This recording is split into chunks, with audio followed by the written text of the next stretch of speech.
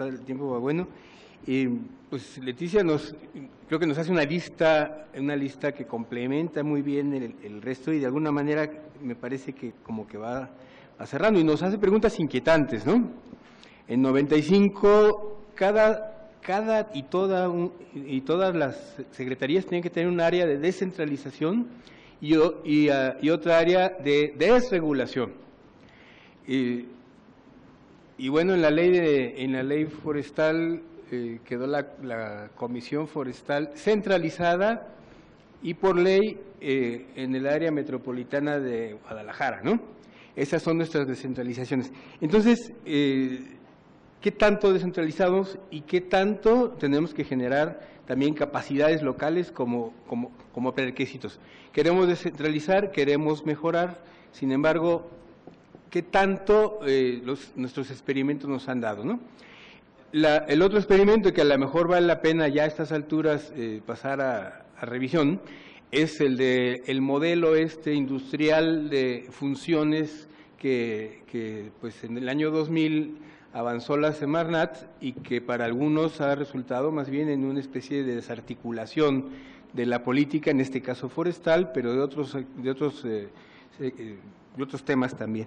Bueno, vamos a la siguiente ronda y con ganas como de avanzar bien y todo y no perder la atención, tal vez podemos sugerirles a los ponentes que si pudieran juntar las dos últimas preguntas para hacer una sola última ronda ya.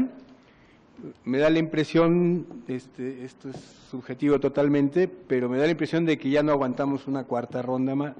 Entonces, parece que las preguntas sobre oportunidades y riesgos era lo que decía, bueno, ahí está este planteamiento, ¿qué tanto sirve de algo o no? O a lo mejor sale peor la cosa, ¿no? Y también la otra mirada, ¿no? Red en función del conjunto de desarrollo rural que ya había empezado el ingeniero Romo muy bien a señalar y creo que Sergio desde otra perspectiva también. Así que no sé si fuera posible, Sergio, de una vez ya en esta intervención que juntara las dos. Claro que sí. Y nos vamos así, ¿verdad? Entonces, adelante, por favor. Yo me quiero referir a la número 4, que dice, ¿qué oportunidades y riesgos implica en los dueños y poseedores de bosques la estrategia red? Yo quisiera insistir en algo que yo dije al principio, en términos de que el riesgo sería que se limite los derechos de las comunidades, que se limite el acceso de las comunidades al bosque. Y si bien ya se ha dicho mucho, y a lo mejor alguien dice que, bueno, como ya se dijo mucho, ya no es un riesgo, porque ya no va a ser un susto. Yo quisiera sí pues insistir, ya que en muchos lugares hay una fuerte corriente de opinión, muchas organizaciones que hacen fuerte lobbying en términos internacionales y en términos nacionales, en términos de que el bosque es un enorme capital que hay que cuidar, hay que dejarlo de estarlo molestando, hay que quitar a la gente que está mayugando el bosque, que lo está pisoteando, hay que quitar a la gente de ahí. Yo creo que ese es el enorme riesgo que existe, que el esquema red se desarrolle quitando a la gente de ahí. Desde nuestra perspectiva sería un enorme error. Eso sería pésimo para el desarrollo nacional, sería pésimo para el desarrollo local. Nosotros creemos que el manejo activo del bosque puede realmente conservarlo, puede conservar los stocks de carbono al tiempo de que genera economía local. Yo creo que es una oportunidad para desarrollar las economías locales, desarrollar una estrategia de desarrollo no centralizado en las zonas urbanas, sino más bien en el desarrollo local. Y, por otro lado, otro riesgo que yo quisiera referirme es a cómo se desarrolla ya propiamente red comunitario. Es posible que los costos de transacción sean tan altos que no le llegue nada a las comunidades. Los costos de transacción incluyen costos de verificación, de monitoreo, costos de certificación externa, costos de preparar el PIN y el PDD, que no me voy a describir ahorita, pero bueno, son procesos muy costosos. hay que incluso pagar un seguro por incumplimiento de las metas. ¿Cómo se llama ese seguro de qué es? Una fianza. Bueno, hay un conjunto de costos súper complicados que si echamos números, la tonelada de carbono reducida o capturada no tiene nada que ver con los $10 que hoy día se maneja, estaríamos hablando de 40, 50, 80 dólares. Así que bueno, hay un enorme riesgo de que este proceso sea tan complicado y con tantas esferitas de que no sea viable. Gracias. Gracias, Sergio. Por favor. Sí, bien, por ahí dicen que la población es finalmente la que disfruta los beneficios o la que sufre las consecuencias de una política pública, sea esta mal o bien diseñada e implementada. Finalmente, el receptor de una política pública es la gente, es la población. Y Red va en ese camino prácticamente. Red va en el camino de convertirse en una política pública. La gran oportunidad que tenemos ahorita es de tratar de ver a la esencia de la gente y no solamente al medio, de manera aislada, como ya se comentaba aquí, que es parte precisamente de los riesgos que tiene la visión sobre la que se diseñe la estrategia de Red.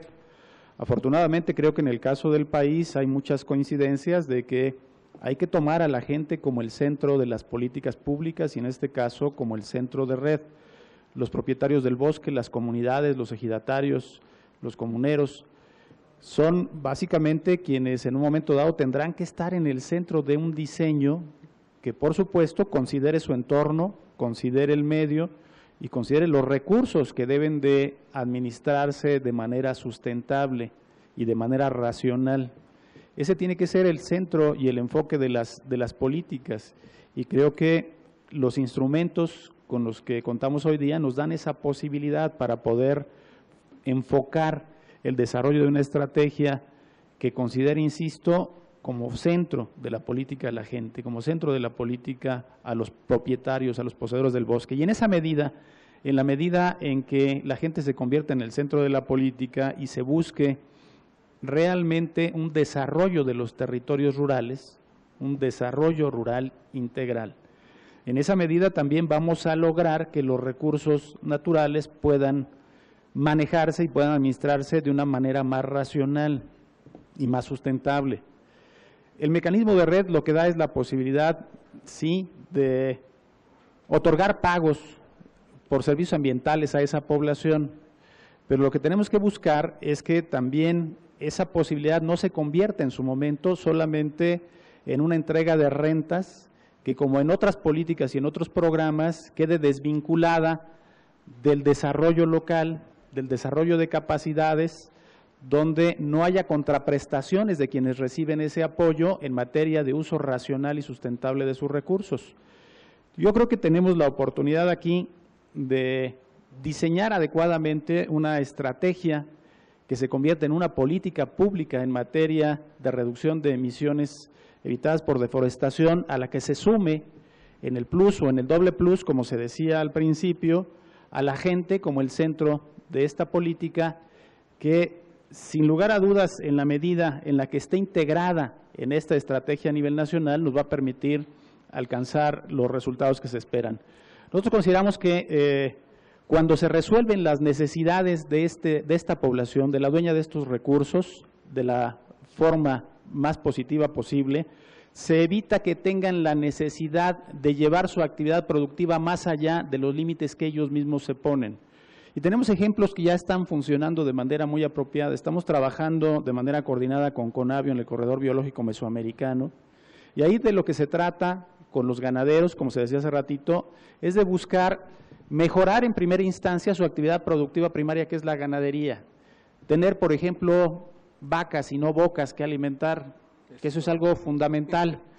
Si en un momento dado tenemos animales que expresen mejor su potencial genético para esas condiciones, con menor cantidad de consumos y mayor conversión, por supuesto que tendremos menor presión sobre los recursos. Si tenemos en un momento dado también resuelto con una mejor tecnología la producción de otros insumos para la actividad principal, que se desarrollan en esas áreas, como sería la producción de esquilmos o forrajes en la pequeña parte que hoy día tienen como actividad agropecuaria, y tenemos una mejor tecnología aplicada a eso para incrementar la producción por unidad de superficie, seguramente vamos a tener menor presión sobre los recursos. Y lo que se trata, como bien dicen nuestros compañeros de Conavio, es encerrar a las vacas, pero para poderlas encerrar hay que poder establecer las técnicas, los métodos y la tecnología que existe para poder producir más en menos superficie, resolver el problema de desarrollo de esta gente, el problema de consumo y el problema de integración al mercado, y por supuesto evitar con esto que vayan más allá de sus propias áreas agrícolas a invadir otros territorios. Esa es la consideración nuestra. Gracias, Jesús. Pues nos entusiasma mucho, ¿verdad, Carlos? Por ahí oír territorios, por fin, ¿verdad?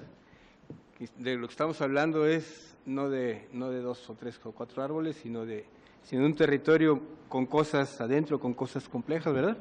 Y habría que decirle, para lo de las vacas y las bocas, a Everardo que ya no sea Progan por cabeza, sino por hectárea, para comenzar.